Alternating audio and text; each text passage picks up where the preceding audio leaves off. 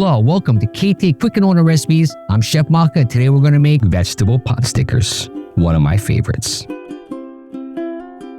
In a large sauté pan, heat oil over medium-high heat.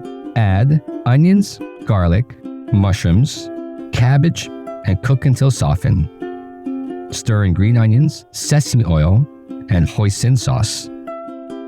Season with salt and pepper. Cool mixture. Place a teaspoon of filling in the center of each wonton wrapper. Moisten edges with water and fold. Press to seal.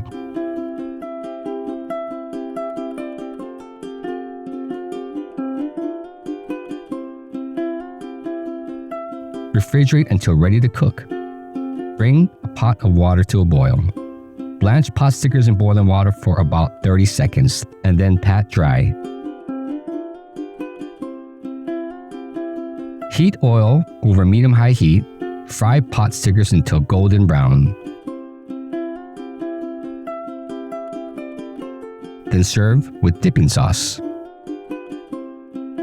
For these recipes and more, visit ktsuperstores.com/recipes.